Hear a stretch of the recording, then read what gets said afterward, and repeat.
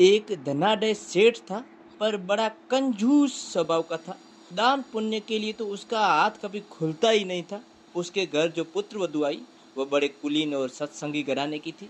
घर के संस्कारी माहौल और सत्संग में जाने के कारण बचपन से उसके स्वभाव में बड़े बुजुर्गों की सेवा, साधु संतों का स्वागत सत्कार, सत्संग सुनना, दान दक्षिणा देना आदि उच्च संस्कार थे उसमें।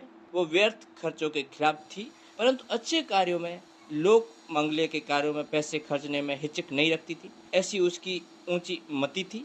ससुर जी की कंजूसी भरी रीति नीति उसे पसंद न थी। वो प्रयत्नशील रहती कि ससुर जी का भी जो लोभी लालची मन उदार और परोपकारी बने। एक दिन सेठ जी घर पर ही थे।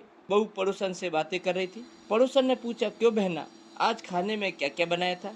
तब बहू ने कहा, बहन आज कहाँ रसोई बनाई, हमने तो खाया बासी और बन गए उपवासी। बहू के यह सब ससुर जी के कानों में पड़े तो वे चौंक गए और अपनी पत्नी पर बिगड़ पड़े कि ठीक है, मैं कंजूस हूँ, पर इसका मतलब यह नहीं कि मेरी समाज में कोई इज्जत ही नहीं है। तुमने बहू को बासी अन्न खिला दिया, अब वो सारे मोहल्ले में कंजूसी का ढिंढोरा पीट रही है। सेठानी ने कहा, मैंने कभी बहू को बासी खाना दिया ही नहीं। मैं इतनी मूर्ख नहीं हूँ कि इतना भी न जानूं। सेठ ने बहू को बुलाकर पूछा, बेटी तुमने तो आज ताजा भोजन किया है, फिर पड़ोसन से झूठ क्यों कहा कि खाया बासी और बन गए उपवासी? ससुर जी, मैंने झूठ नहीं कहा, बल्कि 100% सत्य कहा। बुद्धिमान बहू ने नम्रतापूर्ण स्वर में कहा, मैं सत्य समझाते हुए, जरा सोचिए ससुर जी, आज हमारे घर धन दौलत है, जिससे हम खूब सुख सुविधाओं में आनंद से रह रहे हैं। यह वास्तव में हमारे पूर्व जन्म के पुण्य कर्मों का ही फल है। इसलिए आज हम जो सुख भोग रहे हैं वह बासी आहार के समान है, अर्थात हम बासी खा रहे हैं।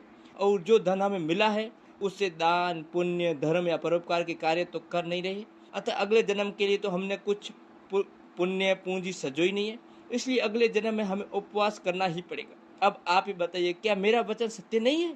बहू की युक्तिपूर्ण सुंदर सीख सुनकर सेठ जी की बुद्धि पर से लोभ का पर्दा हट गया, सद्ज्ञान का प्रकाश, और वे गदगद स्वर से बोले, मैं धन्य हुआ जो तुझ जैसी सत्संगी की सुपुत्री मेरे घर लक्ष्मी बनी।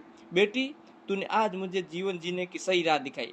फिर तो सेठ जी ने दान पुण्य की ऐसी सरिता प्रवाहित की कि दान का सुहादार्य सुख, आत्मसंतोष, उज्जवल भविष्य और परोपकारिता का मंगलमय सुस्वभाव ने प्राप्त हो गया।